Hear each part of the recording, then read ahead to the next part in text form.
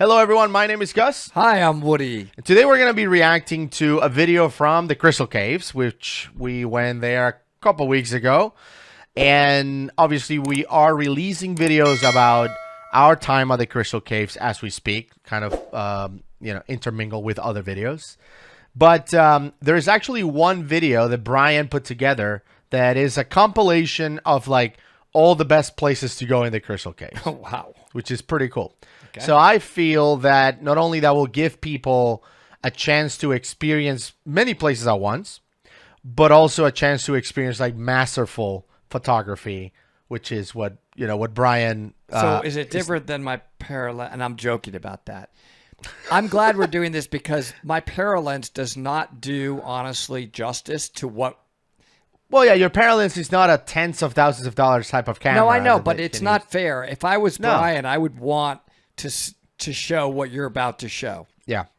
So let's take a look at greatest hits from Abaco. Great. Bahamas Underground is where that's Brian's company. That's where he teaches. Dance Cave. We were there. Look at that thing. It's just ridiculous. And, I'll stop there for a second. Several of you, by the way, watching our videos are like, that doesn't look like crystal. Like, it looks like rock. Again, that's the lighting and the camera and stuff, but hopefully this will give you a better perspective. Well, yeah, but there's a point there. The reason they may say it doesn't look like crystal is because it's got a reddish tint to it. Yeah. The reddish tint, everybody, is Sahara desert sand that floated over in the atmosphere and over thousands of years seeped in to the limestone to form the crystal. Unbelievable. Unbelievable. Oh, my goodness. Speaking of beautiful trim. Oh, my. Look at that thing. That Fanghorn Fanghorn Forest. Look at that. We were in there. Look at the amazing. column to the left. Look at the size of it. It's pure crystal. Yeah. One thing Brian Incredible. said when you're in Fanghorn is each time that you go in it, you see more. Like you're like, I didn't see that last time. Yeah. Because there's so much to take in. I mean, look. This is the most ornamented cave in the world.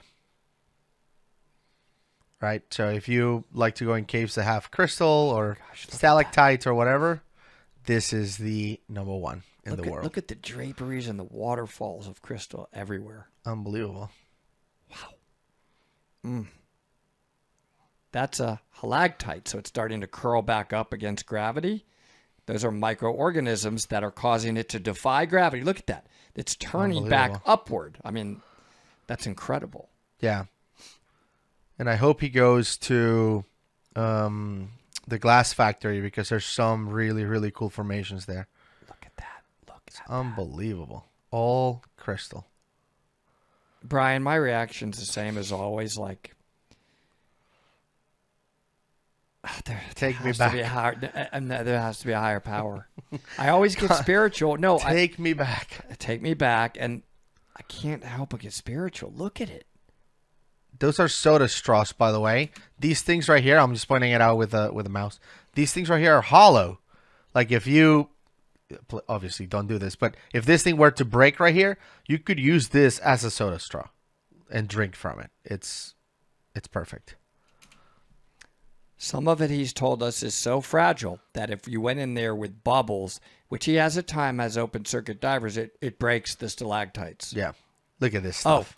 Oh, this is amazing. Can we stop it and explain what that is? Yeah. Let's do it. Go ahead. You do that. I want you to do that. Yeah. So when you go to Fanghorn Forest, it's a pretty long dive.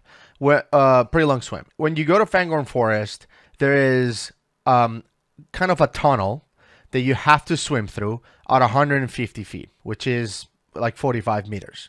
And at the bottom of that tunnel, so at 150, the bottom of it is mud, basically the dried, like you've seen dried mud. It has all those cracks on it, right? And then obviously when it got flooded, it was undisturbed. So you can see this mud that dried tens of thousands of years ago undisturbed.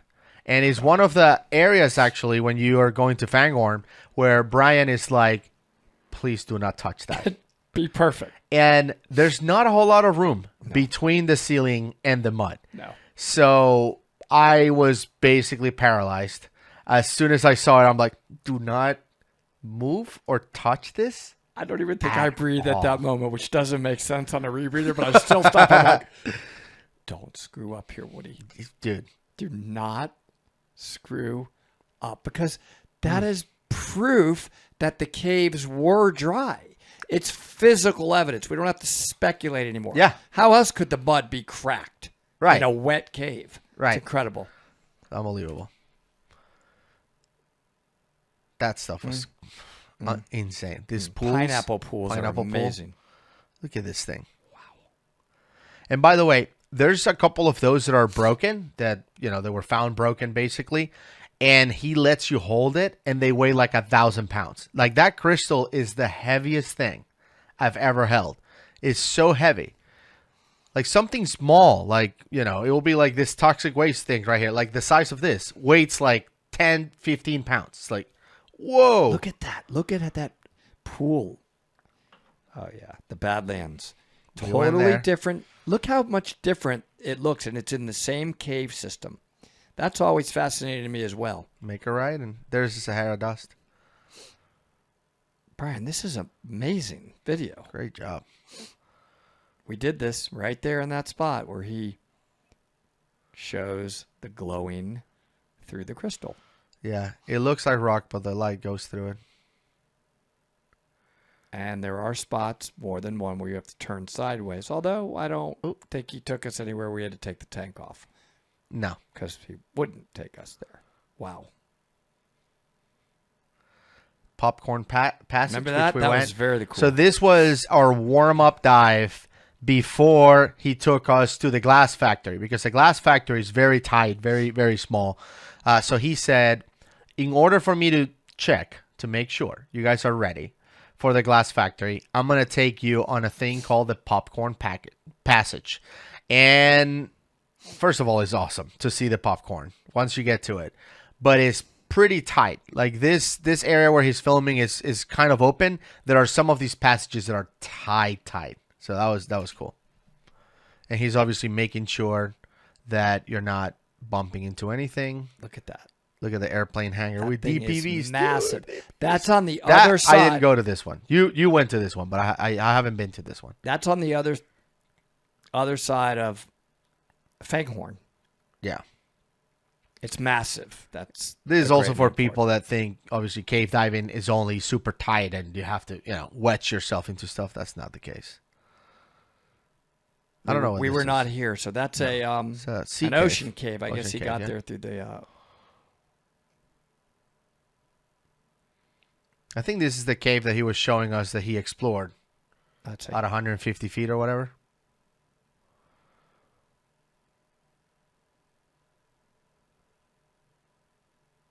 And remember, these can be affected by the tides. Wow, beautiful.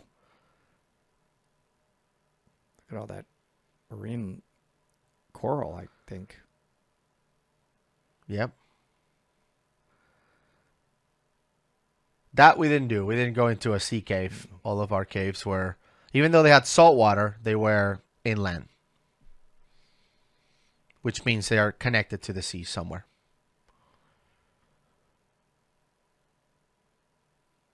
I can see almost like he's having to kick pretty hard against the flow, or it could be the tide. You see that? Mm-hmm. It's kicking hard and was barely moving there. And he's following the line.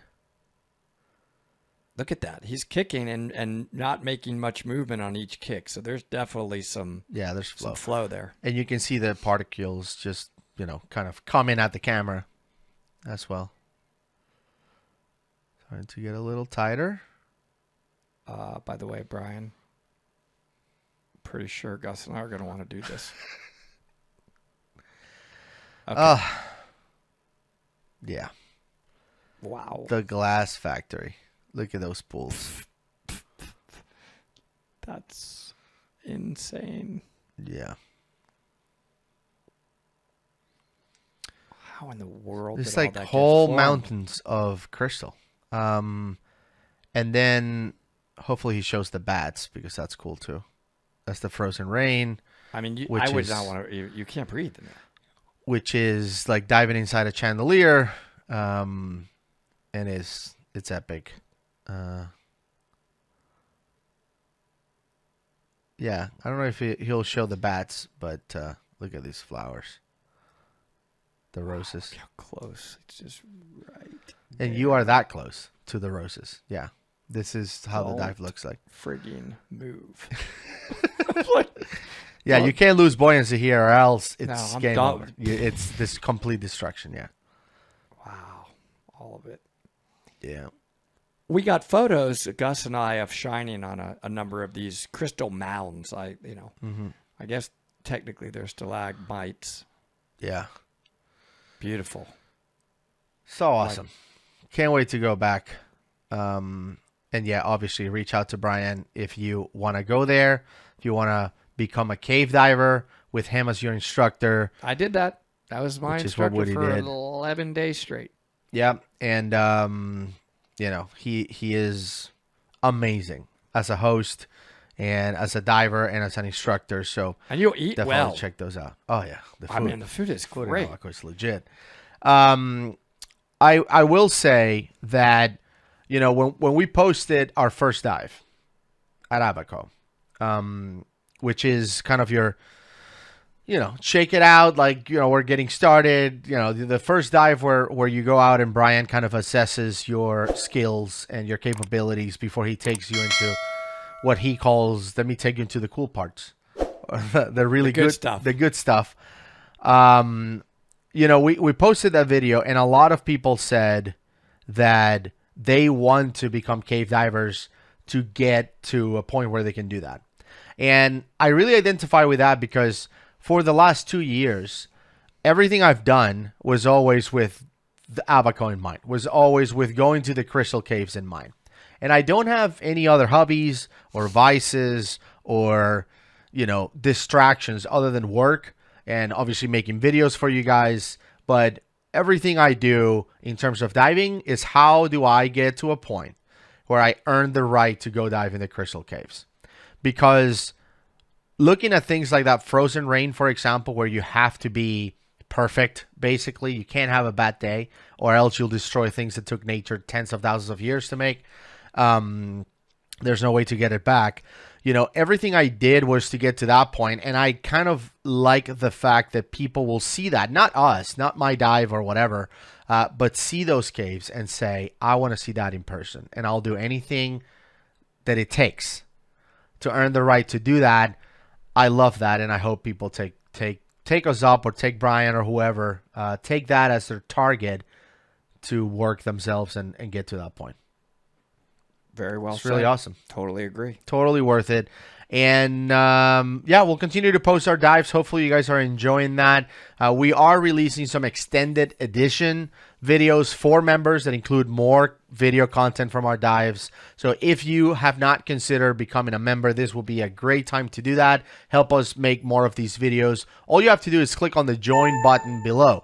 However, if you're using the mobile app, to watch these videos, the YouTube app on your phone, you will not see a join button. You have to use your browser. So open Safari or Chrome, whatever you have, depending on the device that you have. Go to YouTube, find the video, and then you'll see a join button. You can join, become a member. Memberships start at $3 a month, right? And we're able to, you're able to access all that members-only content that's available out there. So we really appreciate everyone who supports us as members. And we are looking forward to showing you more of these awesome caves. Absolutely. By the way, Orca Torch, thank you for the pink Orca Torch hat. I've been sporting that in the past couple of videos. They just sent it to me. So I appreciate it. And I